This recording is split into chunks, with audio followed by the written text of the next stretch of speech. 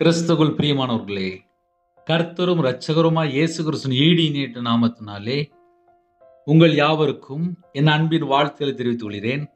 தேவன் அருளிய அப்பம் பிரேயர் மினிஸ்ட்ரி சேனல் மூலியமாக உங்களோடு சந்திப்பதில் மிகுந்த மகிழ்ச்சி அடைகிறேன். தினம்தோறும் அதிகால வேளையிலே பரிசுத்த வேதாந்தத்திலிருந்து ஒரு பகுதி நாம் தியானித்து நம்முடைய குடும்ப பாதுகாப்பிற்காக நாம் ஜெபித்து வருகிறோம். அதிகால வேளையில் அபிஷேகங்களை பெற்றுக்கொள்ள புதிய நாளுக்காக, தேவனுடைய கிருபை பெற்றுக்கொள்ள புதிய நாளுக்காக இணைந்திருங்கள்.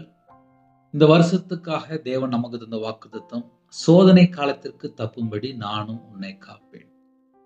சோதனை காலத்திற்கு தப்பும்படி நானும் உன்னை காப்பேன். வெளிப்படுத்தும் விசேஷம் 3ஆம் அதிகாரம் 10ஆம் வசனம். இன்னைக்குள்ள செய்தி என்ன அப்படின்னா, எரேமியா 2ஆம் அதிகாரம் 32ஆம் வசனம், எரேமியா 18ஆம் அதிகாரம் 15ஆம் வசனம், ஓசியா 2ஆம் அதிகாரம் 13ஆம் வசனம். இந்த 3 வசனங்களை நாம் தியானிக்கும் போது, கர்த்தருடைய பிள்ளைகள் கர்த்தரை மறந்தால் என்ன நடக்கும்? எரேமியா 13ஆம் அதிகாரம் 25 முதல் 27 ஆகிய வசனங்களிலே இன்னுமாக கொஞ்சம் ஆழம் எழுதப்பட்டிருக்கு. நாம் சற்று தியானிப்போம். ஒரு பெண் தன் ஆபரணத்தையும், ஒரு மணவாட்டி தன் ஆடைகளையும் மறப்பாலோ? என் ஜனங்களோ எண்ணி முடியாத நாட்களாய் என்னை மறந்து விட்டார்கள். ஹல்லேலூயா. கிறிஸ்துவுக்குள் பிரியமானவர்களே, நம்ம கூட கர்த்தர் பேசுவார். எப்படி பேசுவார் தெரியுமா? ஒரு பெண் தன் ஆபரணத்தையும், ஒரு மணவாட்டி தன் ஆடைகளையும் மறப்பாலோ அப்படின்னு சொல்லி ஒரு கேள்வி கேட்கிறார். ஆபரணம், ஆடை. ஒரு பெண் தன் ஆபரணத்தையும், ஒரு மணவாட்டி தன் ஆடைகளையும் மறப்பாலோ? கரெக்டா இந்த ரெண்டையும் மறக்கவே மாட்டாங்க. அதுதான் அவ்வளவு ஆழமா சொல்றாரு. என் ஜனங்களோ எண்ணி முடியாத நாட்களாய் என்னை மறந்து விட்டார்கள். காலையிலேயே இப்படிப்பட்ட செய்தி நம்ம தியானிக்கும் போது நம்ம என்ன தெரியுமா யோசித்து பார்க்கலாம்? 24 மணி நேர வாழ்க்கையிலே எனக்கும் தேவனுக்கும் உள்ள ஐக்கியம் எப்படி இருக்கு? ஒரு வீட்டுல கணவன் மனைவி அப்படின்னா, ஒரு குடும்பமா வாழும்போது அவ்வளவு சந்தோஷமா இருக்கும். இப்போ காலம் கடைசியா இருக்கு. எனக்கு ஒரு சகோதரர் ஜெபிக்க வரும்போது ஒரு வார்த்தை சொன்னார். நான் வெளிநாட்டுக்கு போய் கிட்டத்தட்ட ஒரு 19 வருஷம் கிட்ட ஆச்சு. என் மனைவிக்கு தெரியாது. நாங்கள் போன இடத்துல இன்னொரு திருமணம் முடித்து, எனக்கு அங்கேயும் 2 பிள்ளைகள் இருக்கு, ஊர்லேயும் 2 பிள்ளைகள் இருக்கு அப்படின்னாரு. அப்போ என்ன அர்த்தம் அப்படின்னா, வெளிநாட்டுக்கு போனார், அங்கே செட்டில் ஆயிட்டாரு. அங்கே போன இடத்துல கர்த்தரை விட்டு தள்ளி போயிட்டார். கர்த்தரை விட்டு தள்ளி போய் வேற திருமணம் முடித்து அங்கே 2 பிள்ளைகள் இருக்கு. ஆனால் ஊருக்கு கரெக்டாக பணம் அனுப்பி வச்சுருவார். ஆனால் அங்கே செட்டில் ஆயிட்டார். நடந்தது என்ன அப்படின்னா, கர்த்தரை விட்டு தள்ளி போயிட்டார். ஆவிக்குரிய வாழ்க்கையிலே நம்ம எப்படி இருக்கிறோம் என்பதை நிதானித்து பார்க்கணும். கணவன் மனைவி ஒரு 6 மாசம் இல்லை 1 வருஷம் பேசாம இருந்தால் இவங்க எப்படி இருக்கிறாங்க, அவங்க எப்படி இருக்கிறாங்க தெரியாது. அவங்க இன்னொரு இடத்துல இருப்பாங்க, இவங்க இன்னொரு இடத்துல இருப்பாங்க. இப்போ காலம் கடைசியா இருக்கு. ஒரு குடும்பமா வாழ்ந்தா கூட அதுல 1000 பிரச்சனை உள்ள வந்துட்டு போயிட்டு இருக்கு. இப்படிப்பட்ட ஒரு காலத்துல தான் நம்ம வாழ்றோம். எண்ணி முடியாத நாட்களாய் என்னை மறந்து விட்டார்கள். ஒரு வீட்டுல பிரச்சனை எப்போ ஆரம்பிக்கு, ஏன் உபத்திரம் வருது, ஏன் பாடுகள் வருது, ஒரு குடும்பத்துல ஏன் கண்ணீர் வாழ்க்கையா இருக்கு, ஏன் சில வீட்டுக்குள்ளே சாபம், பஞ்சம், சண்டை, கோபம், எரிச்சல், கசப்பு, வெறுப்பு, வீட்டில் நிம்மதி இல்லாத பல காரியங்கள், திருமண தடை, பிள்ளை இல்லாமல் இருக்கு, வியாதி, படுத்த படுக்கை, இப்படி ஒரு பெரிய லிஸ்டே போயிட்டு இருக்கும். சில காரியங்களை நம்ம புரிந்து கொள்ள முடியும்.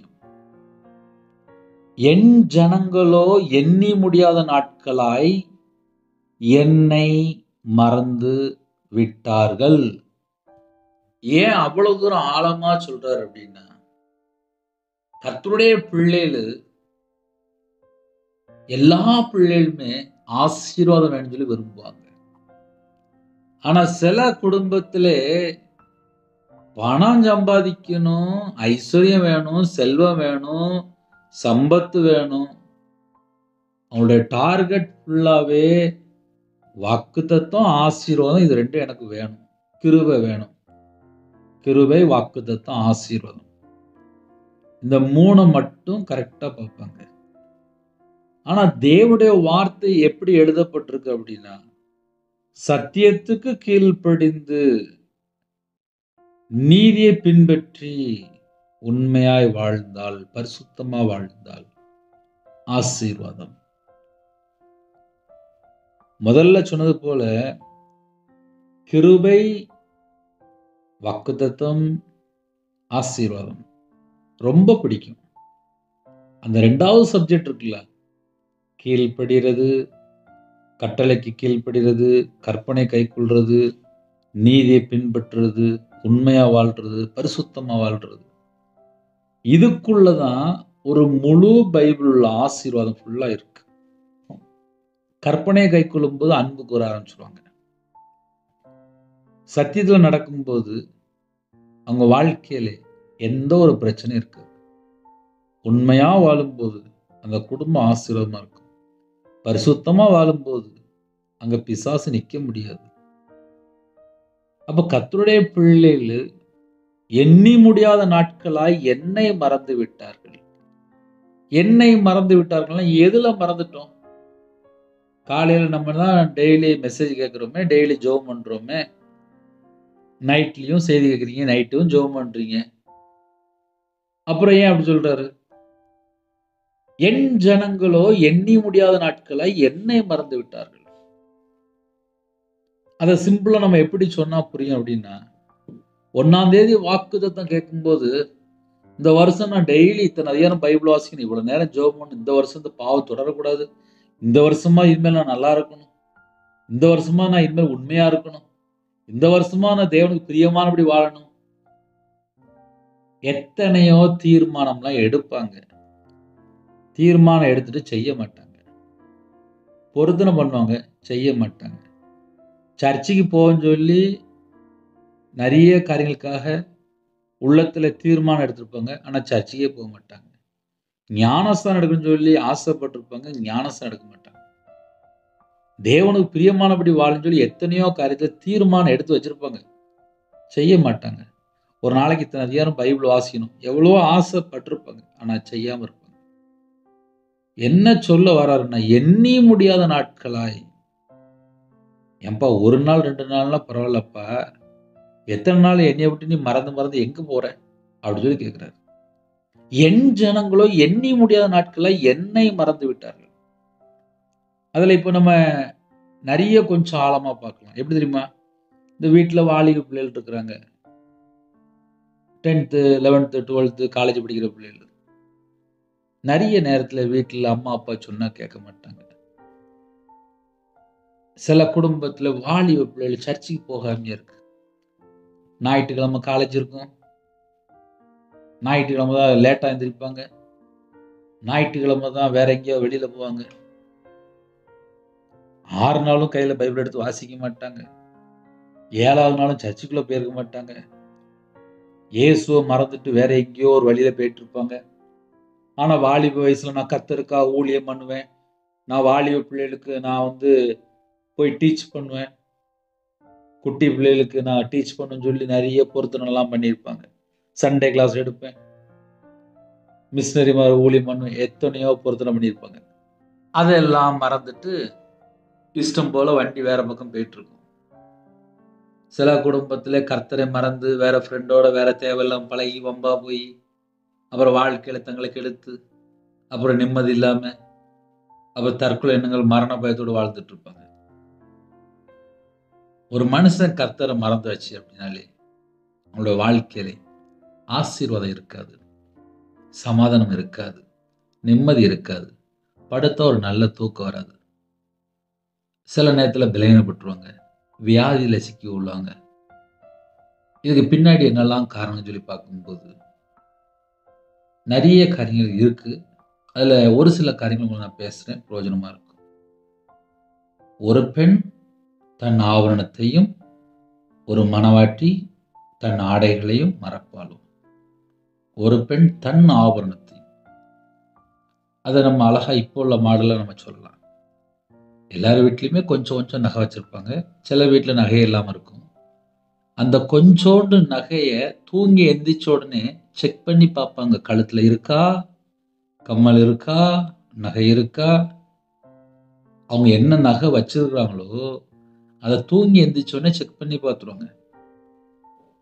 வீட்டுக்கு வந்த உடனே நகை இருக்கான்னு சொல்லி பார்ப்பாங்க. ஒரு ஓரளவு டெய்லி செக்அப் பண்ணிடுவாங்க. வெளியில போகும்போது செக்அப் பண்ணுவாங்க. நகையை அந்த அளவுக்கு செக் பண்ணுவாங்க. ஏன்னா நகை இருக்கிற ரேட் எவ்வளவு? ரேட் கூட. அந்த நகையை ரொம்ப பொறுப்பா செக் பண்ணுவாங்க. ரெண்டாவது, ஒரு மணவாட்டி தன் ஆடைகளையும் மறப்பாளோ. ட்ரெஸ்ஸை மறப்பாங்களா? ஒரு பெண் ட்ரெஸ்ஸை மறப்பாங்களா? நகையும் மறக்க மாட்டீங்க, ஆடையும் மறக்க மாட்டீங்க அப்படிங்கிறது. ஆனால் என் ஜனங்களோ எண்ணி முடியாத நாட்களாய் என்ன மறந்துட்டாங்க. அப்படின்னா என்ன அர்த்தம் அப்படின்னா, ட்ரெஸ்ஸு அவர் தான் தராரு, நகை அவர் தான் தராரு. நம்ம 24 மணி நேரம் உயிரோட இருக்கிறோமா, ஜீவ சுவாசத்தை அவர் தான் தராரு, கிருபை அவர் தான் தராரு, 3 நேரம் சாப்பாடும் அவர் தான் தராரு. ஆனால் ஜனங்கள் என்ன பண்றாங்க அப்படின்னா, நம்மளை உருவாக்குனவரை விட்டுட்டு வேற எங்கேயோ ஒரு விக்கிரக வழிபாடுகளுக்குள்ள போயிருவாங்க. என் ஜனங்களோ என்னை மறந்து மாயையான விக்கிரகங்களுக்கு தூபம் காட்டுகிறார்கள். எனக்கு தெரிந்த ஒரு குடும்பம் உண்டு. அந்த குடும்பத்திலே வாலிப மகள் தான் காலேஜ் படிச்சுட்டு இருந்தா. காலேஜ் படிச்சுட்டு இருக்கும்போது கூட இருக்கிற ஃப்ரெண்ட் வீட்டுக்கு அப்படியே போனா, அங்குள்ள விக்கிரகாரியங்களை அப்படியே பழகுனா. அந்த மகள் அப்படியே அந்நிய நோகத்துல போய் திருமணம் முடித்து அப்படியே அங்க போய் செட்டில் ஆயிட்டார். என் ஜனங்களோ என்னை மறந்து. ஒரு மனுஷன் கர்த்தரை மறந்தால் என்ன நடக்கும் அப்படின்னா அழகா எழுதப்பட்டிருக்கு. ஏன்னா இப்ப நிறைய குடும்பத்துல கர்த்தரை மறந்துதான் வாழ்ந்துட்டு இருக்கிறாங்க.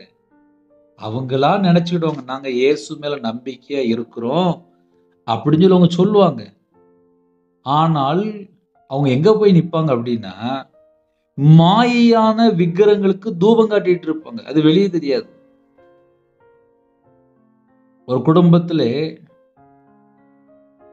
ஒரு தாயார் சொல்லும்போது சொன்னாங்க, நானும் பிறந்ததிலிருந்தே எங்க வீட்டு முன்னாடி சர்ச்சு இருக்கு, ஆனால் வேலைக்கு போன இடத்துல விக்கிரகங்களுக்கு தூபம் காட்ட வேண்டிய சூழ்நிலை வந்துட்டு, நாங்க அங்க இருந்த நேரம் ஃபுல்லா, அங்க இருந்த வருஷத்துல நாங்க அதைத்தான் செஞ்சுட்டு இருந்தோம் அப்படின்னாங்க.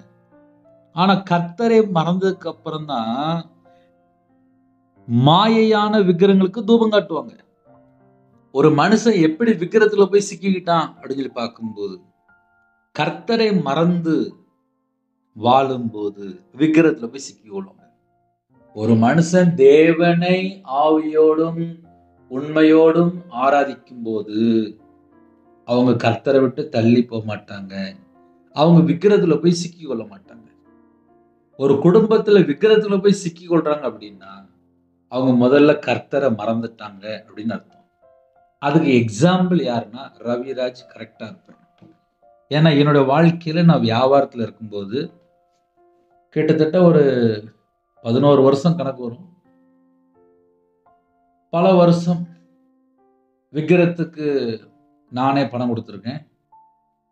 கிட்டத்தட்ட ஒரே நபர்கிட்ட ஒரு 13 லட்சம் கிட்ட கொடுத்துருக்கேன். ரூ. 1 இல்ல, ரூ. 2 இல்ல, லட்சம் இல்ல, 13 லட்சம். நான் சொல்றது எப்படின்னா, ஒரு 2008லேருந்து 2015 வரைய. இன்னும் அது போக நிறைய பணம் கொடுத்துருக்கேன். மாந்திரீகத்துக்குலாம் பணம் கொடுத்துருக்கேன்.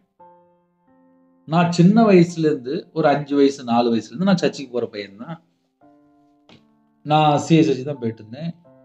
ஆனால் கையில் பைபிள் எடுத்து வாசிக்காம இஷ்டம் போல துன்மார்க்கனா கர்த்தரை விட்டு தள்ளி போய் பாவாடி மேலே இஷ்டம் போல வாழ்ந்துட்டு இருக்கேன். எனக்கு சத்தியம் என்னன்னு சொல்லி தெரியாது. வியாபாரத்தில் இருக்கும்போது கூட இருக்கிற ஒரு நபர், அந்த மனுஷன் விக்கிரத்தில் இருந்திருக்காரு. வியாபாரத்துக்காக குடும்பத்திற்காக ஒவ்வொரு காரியமா பேசும்போது மாந்திரித்து பணம் கொடுக்க ஆரம்பிச்சிட்டேன். விக்கிரத்துக்கு பணம் கொடுக்க ஆரம்பிச்சிட்டேன். அவங்க என்னெல்லாம் கொடுப்பாங்களோ அதையெல்லாம் வாங்கி வச்சிருந்தேன். கடையில் வியாபாரம் பார்க்கும்போது கல்லாப்பெட்டி அப்படிம்பாங்க, அதில் எலுமிச்சப்பழம், பூவு, வத்தல், மஞ்சள், அவங்க என்னெல்லாம் கொடுக்குறாங்களோ எல்லாம் கொண்டு அதில் வச்சுடுவேன். வீட்லேயே வச்சுடுவேன். விக்கிரத்துக்குள்ள போய் நான் எப்போ சிக்கி கொண்டேன் அப்படின்னு சொல்லி பார்க்கும்போது, கர்த்தரை மறந்து என் ஜனங்களோ எண்ணி முடியாத நாட்களாய் என்னை மறந்து விட்டார்கள். இந்த வசனம் யாருக்கு அழகா பொருந்தும் அப்படின்னா ரவிராஜுக்கு பொருந்தும். ஏன்னா கர்த்தருடைய வார்த்தையை விட்டும் நான் விலகிட்டேன். சர்ச்சுக்கும் ரொம்ப போறதில்லை, கையில பைபிள் எடுத்தும் வாசிக்கிறது இல்லை, ஜெபிக்கிறதும் இல்லை. மனுஷனை நம்பி பணம் கொடுக்க ஆரம்பிச்சிட்டேன். என் ஜனங்களோ என்னை மறந்து. ஒரு மனுஷன் கர்த்தரை மறந்தாச்சு அப்படின்னாலே அவங்க ஆட்டோமேட்டிக்கா விக்கிரத்துல போய் சிக்கி கொள்வாங்க. அதுல எந்த சந்தேகமும் இல்லை. சில குடும்பத்தில் நினைப்பாங்க, எப்படிதான் நான் விக்கிரத்துக்கு போனேன்னு தெரியல அப்படிம்பாங்க. முதல்ல அவங்க கர்த்தரை மறந்து இருப்பாங்க. ஏன்னா என் வாழ்க்கையில நடந்திருக்குல்ல. கர்த்தரை மறந்து ஒரு மனுஷன் வாழும்போது மாயான விக்கிரங்கள்ல போய் சிக்கிக் கொள்வாங்க. மாயான விக்கிரங்களுக்கு தூபம் காட்டுகிறார்கள். என் வாழ்க்கையில நான் விக்கிரத்துக்கு பல லட்சங்கள் கொடுத்ததுனால அதுல அநேக காரியங்கள் செய்யறதுக்கு, புதுசா செய்யறதுக்கு நான் பணமே கொடுத்துருக்கேன். மாயான விக்கிரங்களுக்கு தூபம் காட்டுகிறார்கள் என்று எழுதப்பட்டிருக்கு. செப்பனிடாத பாதைகளிலும் வழியிலும் அவர்கள் நடக்கும்படி அவைகள் அவர்களை பூர்வ பாதைகளாகிய அவர்களுடைய வழிகளிலிருந்து இடரும்படி செய்கிறது. விக்கிரகம் என்ன பண்ணுது அப்படின்னா, அவர்களை பூர்வ பாதைகளாகிய அவர்களுடைய வழிகளிலிருந்து இடரும்படி செய்கிறது. சத்தியத்தில் நடக்கணும். நானே வழி, நானே சத்தியம், நானே ஜீவனம் என்றார். ஒரு மனுஷன் இயேசு கிறிஸ்துவினுடைய வழியில நடந்தா மட்டும்தான் அவங்களுடைய வாழ்க்கை சரியாக இருக்கும். ஆனால் கர்த்தரை யாரெல்லாம் மறக்கிறாங்களோ அவங்க எல்லாம் என்ன பண்ணுவாங்க அப்படின்னா, மாயான விக்கிரங்களுக்கு தூபம் காட்டிட்டு இருப்பாங்க. செப்பனிடாத பாதைகளிலும் வழியிலும் அவர்கள் நடக்கும்படி, தவறான வழிகளிலே நடக்கும்படி விக்கிரங்கள் அவர்களை பூர்வ பாதைகளாகிய அவர்களுடைய வழிகளிலிருந்து இடரும்படி செய்கிறது. கர்த்தருடைய பிள்ளைகள் சத்தியத்தை அறிந்த பின்பாக எப்படி நடக்கணும், எப்படி வாழணும், அநேக காரியங்கள் சர்ச்சில் சொல்லி கொடுப்பாங்க. கையில பைபிள் எடுத்து வாசிப்பீங்க, ஆவியானவர் உங்களுக்கு பேசுவாரு. எல்லாம் தெரிஞ்சதுக்கு அப்புறம் கர்த்தரை ஒரு மனுஷன் மறக்கும் போது அடுத்த செகண்ட் என்னதமா நடக்கும்? மாயையான விக்கிரங்களுக்கு தூபம் காட்டிட்டு இருப்பாங்க. ஒரு மனுஷன் தேவனுக்கு பிரியமானபடி வாழ்ந்தால் அங்க கர்த்தர் கூட இருப்பார். கர்த்தரை மறக்கும் போது அவங்க ஆட்டோமேட்டிக்கா இன்னொரு பக்கம் போய் லாக் ஆயிடுவாங்க. இன்னொரு பக்கம் லாக் ஆகும் போது மாயான விக்கிரத்துல போய் சிக்கி கொள்வாங்க. அவங்களோட வாழ்க்கையிலே அவங்க எந்த பக்கம் இடறி இருக்காங்க, எந்த பக்கம் தவறா இருக்காங்க, எந்த பக்கம் தப்பான வழியில போயிட்டு இருக்காங்க, அது அவங்களுக்கு தெரியாது. கண்ணு குருடான நிலைமையில இருக்கு. ஓசியா 2 அதிகாரம் 13 வசனத்திலே அவள் பாகால்களுக்கு தூபம் காட்டி தன் நெற்றி பட்டணங்களினாலும் ஆபரணங்களினாலும் தன்னை சிங்காரித்துக் கொண்டு தன் நேசரை பின்தொடர்ந்து என்னை மறந்து போன நாட்களின் நிமித்தம் அவளை விசாரிப்பேன் என்று கர்த்தர் சொல்கிறார். ஒரு மனுஷனுடைய வாழ்க்கையிலே பாகால்களுக்கு தூபம் காட்டும் போது கர்த்தர் என்ன சொல்கிறார்? என்னை மறந்து போன நாட்கள் நிமித்தம் அவளை விசாரிப்பேன். கர்த்தருடைய பிள்ளைகள் கர்த்தரை விட்டு தள்ளி போய் விக்கிரத்துக்குள்ள போயாச்சு அப்படின்னா கர்த்தர் விசாரிப்பேன் என்று சொல்கிறார். அப்ப காலம் கடைசியா இருக்கு. கடைசி காலத்திலே ஆவிக்குரிய பிள்ளைகள் கையில பைபிள் எடுத்து தேவனுக்கு பிரியமானபடி உண்மையா வாழ்ந்தால் ஆசீர்வாதம்.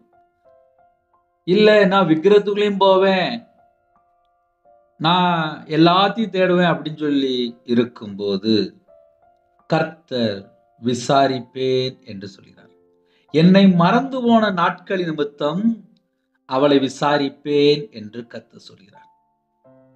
இந்த காலவேளையிலே நம்ம எப்படி யோசித்து பார்க்கலாம் அப்படின்னா, ஒரு மனுஷன் பாகால்களுக்கு தூபம் காட்டும் போது கர்த்தர் விசாரிப்பாரா, விசாரிக்காம இருப்பாரா?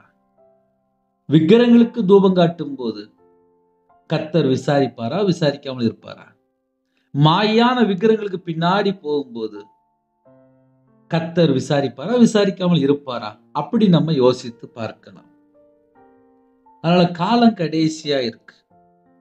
இந்த கடைசி காலத்திலே நம்ம வாழ்ந்து கொண்டிருக்கோம். எரேமியா 13ஆம் அதிகாரம் 25 முதல் 27 ஆகிய வசனங்கள். அதுல என்ன எழுதப்பட்டிருக்கு அப்படின்னா, தண்டனை எழுதப்பட்டிருக்கு. உங்க வீட்டுல ஒருவேளை கையில பைபிள் இருந்தா நீங்க எடுத்து வாசிக்கலாம். நீ என்னை மறந்து பொய்யை நம்பினபடினால் இது உன்னுடைய விதமும் என்னால் உனக்கு அளக்கப்படும் உன்னுடைய பங்குமா இருக்கும் என்று கர்த்தர் சொல்கிறார். நீ என்னை மறந்து பொய்யை நம்பினபடினால். சில குடும்பத்திலே கர்த்தரை மறந்து பொய்யான காரியத்தை நம்பிக்கொண்டே இருப்பாங்க. கர்த்தரை விட்டு தள்ளி போயிடுவாங்க. கர்த்தரை விட்டு தள்ளி போனதுக்கு அப்புறம் மாயான விக்கிரங்களை நம்ப ஆரம்பிச்சிருவாங்க. அது மாத்திரம் இல்ல, விக்கிரங்களுக்கு தூபம் காட்டிட்டு இருப்பாங்க, பாகால்களுக்கு தூபம் காட்டிட்டு இருப்பாங்க. கர்த்தரை மறந்து பொய்யான ஒரு வாழ்க்கைக்குள்ள போயிடுவாங்க. பொய்யான காரியத்தை நம்பிட்டு இருப்பாங்க. அப்படிலாம் இருக்கும்போது என்னை மறந்து போன நாட்களின் நிமித்தம் அவளை விசாரிப்பேன் அப்படின்னா என்ன அர்த்தம் அப்படின்னா, கர்த்தருடைய பிள்ளைகள் தேவனுடைய வார்த்தைக்கு கீழ்ப்படிந்து வாழ்ந்தா ஆசீர்வாதம். உங்க வீட்டுல கையில பைபிள் இருந்தா எரேமியா 13ஆம் அதிகாரம் 25 27 வரைய வாசித்து பாருங்க. அதனுடைய தண்டனை எழுதி வைத்திருக்காரு. அதை நீங்களே வாசித்துக்கோங்க. கொஞ்சம் கடினமா இருக்கும். ஏன்னா சில வசனங்கள் நம்ம தியானிக்கும் போது அது பிரயோஜனமா இருக்கும். சில எச்சரிப்பு வரும்போது அதுவும் பிரயோஜனமா இருக்கும். ஆனா சில வசனங்களை நம்ம தான் தியானிக்கணும். கர்த்தரை மறந்தால் இவ்வளவு ஆபத்து இருக்கு. அதனால கர்த்தருடைய பிள்ளைகள் வேதத்தின்படி வாழ்றதுக்கு அர்ப்பணிப்போம். தேவனுக்கு பிரியமானபடி வாழ்ந்தால் ஆசீர்வாதம். அவருடைய ஜனமா நாம் இருக்கும்போது நம்ம குடும்பத்தை ஆசீர்வாதம். அவிசுவாசிகளோடு நமக்கு பங்கு இருக்கக்கூடாது. இருளா வாழின ஜனங்களோடு நமக்கு பங்கு இருக்கக்கூடாது. அநீதியா வாழ்ற ஜனங்களோடு நமக்கு பங்கு இருக்கக்கூடாது. விக்கிரத்தோடு நமக்கு பங்கு இருக்கக்கூடாது. அதனால கர்த்தருடைய பிள்ளைகள் எந்தெந்த இடத்துல இருக்கிறோம், எப்படி எப்படி வாழ்றோம். சில குடும்பத்துல அவிசுவாசியோடு போய் பழகிட்டு இருப்பாங்க, அநீதியா வாழ்ற ஜனங்களோடு போய் பழகிட்டு இருப்பாங்க, இருளா வாழ்கிற ஜனங்களோடு போய் பழகிட்டு இருப்பாங்க, பொய்யா வாழ்ந்துட்டு இருப்பாங்க. அவங்க கூட தான் போய் இன்ட்ரெஸ்டா பழகுவாங்க. விக்கிரத்துல இருப்பாங்க, அவங்க கூட தான் போய் இன்ட்ரெஸ்டா பழகுவாங்க. அதுல இருந்து வெளியில வர சொல்லியிருக்காரு. அதுல இருந்து வெளியில வந்து கர்த்தரை நாம் தேடினால் ஆசீர்வாதம். அதனால என் ஜனங்களோ எண்ணி முடியாத நாட்களாய் என்னை மறந்து விட்டார்கள் அப்படிங்கிறார். ஒரு மனிதனுடைய வாழ்க்கையில கர்த்தரை விட்டு தள்ளி போகும்போது அந்த குடும்பம் தடுமாறிடுது. என் வாழ்க்கையில நான் விக்கிரத்துக்கு போனதுக்கப்புறம் என் வாழ்க்கையில் உள்ள எல்லா ஆசீர்வாதமும் போயிட்டு, சொந்த வீடு விற்றேன், நகையை விற்றேன், கடையை விட்டேன், நடுரோட்டுக்கு வந்தேன், சொந்த ஊரை விட்டே போயிட்டேன். கையில் பைபிள் எடுத்து வாசிக்க ஆரம்பித்தேன். நான் எங்கே மிஸ்டேக் பண்ணியிருக்கேன், எங்கே மிஸ்டேக் பண்ணியிருக்கேன், எங்கே மிஸ்டேக் பண்ணியிருக்கேன். ஜாதகம் பார்த்துட்டேன், ஊழியக்காரன்ட்ட போய் ஜோம் பண்ணிட்டேன், கடையில் கத்தாழை தொங்கிட்டுருந்தேன், எலுமிச்சை பழம் வச்சுருந்தேன், நியூமராலஜி பார்த்துருக்கேன், மாந்திரியத்துக்கு பணம் கொடுத்துருக்கேன், விக்கிரத்துக்கு பணம் கொடுத்துருக்கேன். அப்புறம் எப்படி நஷ்டம் ஆகுது அப்படின்னு சொல்லி பல காரியங்களையும் டெஸ்ட் பண்ண ஆரம்பித்தேன்.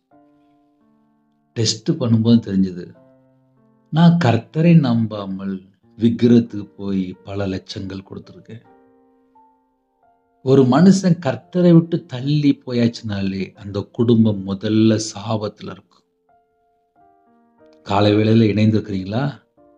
ஆசீர்வாதம் வேணுமா? கிறிஸ்துவுக்குள் இருந்தால் தான் ஆசீர்வாதம். ஞாயிற்றுக்கிழமை நான் சர்ச்சுக்கு போகிற பையன்தான். 4 வயசு 5 வயசுல நான் சர்ச்சுக்கு போயிட்டு தான் இருந்தேன். ஆனால் விக்கிரத்துக்கு மட்டும் கிட்டத்தட்ட ஒரு 11 வருஷம் நான் பணம் கொடுத்துருக்கேன்.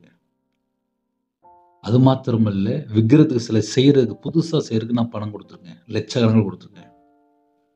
இதெல்லாம் ஏன் சொல்கிறேன் அப்படின்னா, ஆவிக்குரிய வாழ்க்கையில் வளர்ச்சி வளர்ச்சி வளர்ச்சி சொல்லி நம்ம தேடுறோம். உண்மையிலேயே நம்ம தேவனுக்கு பிரியமானபடி தான் வாழ்கிறோமா? என் ஜனங்களோ எண்ணி முடியாத நாட்களாக என்னை மறந்து விட்டார்கள். சில குடும்பத்தில் பைபிள் வாசிக்கிறதே மறந்துடுவாங்க, ஜெபிக்கிறத மறந்துடுவாங்க, துதிக்கிறத மறந்துடுவாங்க, தேவனை தேடுறத மறந்துடுவாங்க, பொருத்தனை பண்ணதை மறந்துடுவாங்க. நிறைய குடும்பத்தில் நிறைய காரியத்தை மறந்துடுவாங்க. அப்படிலாம் இருக்கும்போது ஒரு மனுஷன் விக்கிரத்தில் போய் சிக்கி கொள்றான். அதில் நான் சிக்கி கொண்ட ஒரு வாழ்க்கை உண்டு எனக்கு. அதனால நான் உள்ளே சொல்கிறேன். ஒருவேளை கர்த்தரை விட்டு தள்ளி போயாச்சு அப்படின்னா உடனே மனம் திரும்பிடணும். என்னை மறந்து போன நாட்கள் நிமித்தம் விசாரிப்பேன், அவளை விசாரிப்பேன். ஏன்னா பாகாலுக்கு போய் தூபம் காட்டிட்டாங்க, விக்கிரத்தை நம்பி போயிட்டாங்க, மாயான விக்கிரத்தை பின்னாடி போயிட்டாங்க அப்படிங்கிற புலம்புறார். அப்போ கர்த்தருடைய பிள்ளைகள் நம்ம அவர் அப்பா அப்படிதான் சொல்லி கூப்பிடுறோம். நம்ம வாழ்க்கை தேவனுக்கு பிரியமானபடி இருந்தால் 100க்கு 100 ஆசீர்வாதம். இல்லை நான் மட்டும்தான் இயேசுவை தேடுறேன், என் வீட்டில் என் கணவர் இன்னும் ரட்சிக்கப்படலை, என் பையன் இன்னும் பழைய வாழ்க்கையில் இருக்கான், கர்த்தரை விட்டு தள்ளி போய் வாழ்ந்துட்டு இருக்கான், அப்படிலாம் இருந்துச்சு அப்படின்னா வீட்டில் உபவாசம்லாம் இருந்து ஜெபம் பண்ணுங்க. என் வாழ்க்கையில் நான் கர்த்தரை விட்டு தள்ளி போன ஒரு நபர். என் மனைவி சர்ச்சில் போய் அழுது ஜெபம் பண்ணுவான், குடும்பத்தில் தாய் ஜெபம் பண்ணுவாங்க, சர்ச்சில் உள்ள மூப்பர்லாம் முதியோர்லாம் எனக்கு ஜெபம் பண்ணியிருக்காங்க. அப்படிலாம் ஜெபம் பண்ணதுக்கப்புறம் தான் வெளியில் வந்திருக்கேன். சர்ச்சில் தாய்மார் கூடி டெய்லி ஜெபிப்பாங்க. எனக்காக நிறைய வயசான தாய்மார் ஜெபிச்சிருக்காங்க. இதெல்லாம் ஏன் சொல்கிறேன் அப்படின்னா, நான் ரட்சிக்கப்படுறதுக்கு முன்பாக என்னோட வாழ்க்கை விக்கிரத்தோடு இருந்துச்சு. ரட்சிக்கப்பட்ட பின்பாக முதல்ல என்ன செய்யணும்னு சொல்லி யோசித்தேன். எங்கெல்லாம் பாவம் பண்ணியிருக்கேன், எப்படிலாம் வாழ்ந்திருக்கேன், எப்படிலாம் கர்த்தரை விட்டு தள்ளி போய் துன்மார்க்கனா வாழ்ந்திருக்கேன், இதைத்தான் முதல்ல யோசிக்க ஆரம்பிச்சு. நம்ம வாழ்க்கை தேவனுக்கு பிரியமானபடி இருந்தால் நம்ம குடும்பம் ஆசீர்வாதம், அதில் எந்த சந்தேகமும் கிடையாது. இல்லை நான் கரெக்டாக தான் இருக்கேன் அப்படின்னா உன் குடும்பம் ஆசீர்வாதமாக இருக்கும். தேவனோட வார்த்தைக்கு கீழ்ப்படிந்தால் மட்டும்தான் ஆசீர்வாதம். காலைவேளை இந்த செய்தி பேசும்போது நிறைய காரியங்கள் நிறைய குடும்பத்தில் யோசிச்சுட்டு இருப்பீங்க. உங்கள் வாழ்க்கை தேவனுக்கு பிரியமானபடி இருக்கா? ஒரு கேள்வி கேட்காரு, எண்ணி முடியாத நாட்கள் என் ஜனங்கள் என்னை மறந்துட்டாங்க அப்படிங்கிறார், புலம்புறாரு. ஏன் அப்படி புலம்புறாரு? என் ஜனங்கள் தான்ப்பா, எண்ணி முடியாத நாட்கள் என்னை மறந்துட்டாங்க அப்படிங்கிறார். ஏன்? காலையில் தூங்கி எழுந்துச்சுன்னா செல்ஃபோன் தான் கையில் எடுப்பாங்க. ஆனால் ஒரு 10 வருஷம் 20 வருஷம் முன்பாக இருக்கிற இடத்துல முழங்கால் போட்டு ஜெபம் பண்ணிட்டு இருப்பாங்க. அப்போ அவங்க வாலிப பிள்ளையா இருந்தாங்க. அப்போ கர்த்தரை குறித்து ஒரு பயம் இருந்துச்சு. இப்போ பயமும் இல்லை, ஒன்றும் இல்லை. இப்போ ஞாயிற்றுக்கிழமை சர்ச்சுக்கு போகிறாங்க, மற்ற 6 நாள் செல்ஃபோன் தான், வீட்டில் இருக்கும்போதெல்லாம் செல்ஃபோன் தான், முழங்கால் போட்டு ஜெபிக்க நேரம் இல்லை, தேவனை தேட நேரம் இல்லை. ஆவிக்குரிய வாழ்க்கையில் எப்படி ஆசீர்வாதம் இருக்கும்? காலவெல்ல இந்த செய்தி யாரெல்லாம் கேட்குறீங்களோ, உங்க கூட ஆவியானவர் பேசியிருக்கிறாரா, அதை முதல்ல நீங்க கண்டுபிடிங்க. அப்பந்தான் ஆசீர்வாதத்தை பெற்றுக்கொள்ள முடியும். புதிய நாளுக்காக ஜெபிப்போமா? என் பேர் ரவிராஜ். எனக்காக ஜெபித்துக் கொள்ளுங்கள்.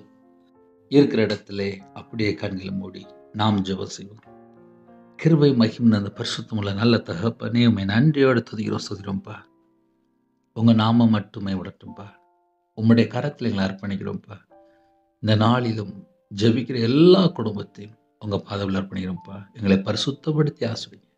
புதிய நாளுக்கான கிருபைக்கு 1000 மடங்கு உமக்கு நன்றி செலுத்துகிறோம். கர்த்தருடைய கரத்துகளை தாழ்த்த அர்ப்பணிக்கிறோம். எத்தனையோ தேசத்துக்குள்ள இணைந்திருக்காங்க. நாங்கள் எல்லாரும் உமக்கு பிரியமானபடி வாழணும்ப்பா.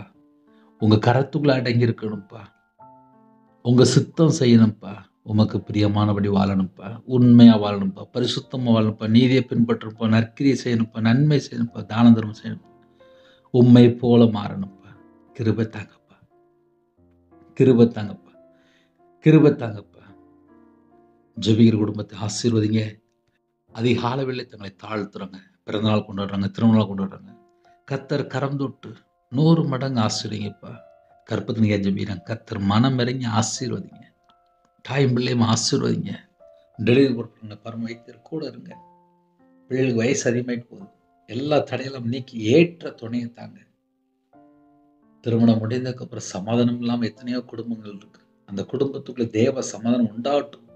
பலவீனத்தோடு யாரெல்லாம் ஜெபிக்கணும், படுக்கையில் யாரெல்லாம் ஜெபிக்கணும், இந்த நாளில் இயேசு கிறிஸ்து ரத்தத்தினால், இயேசு கிறிஸ்து நாமத்தினாலே பரிபூர்ணமான சுகத்தை பெற்றுக்கொள்ளட்டும். உங்களுடைய தலைமுறை கரத்தினால் தொட்டு சுகமாக்குங்கப்பா. சுகமானீர்கள் என்று வேதம் சொல்லுது.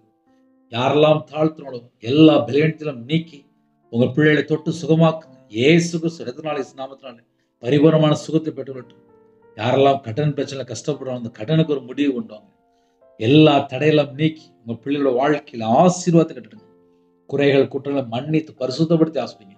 படிக்கிற பிள்ளைகளை உடைய கருத்தில் அப்படின் ஃபர்ஸ்ட் ரேங்க் எடுக்கிறத கிருபை செய்யுங்க.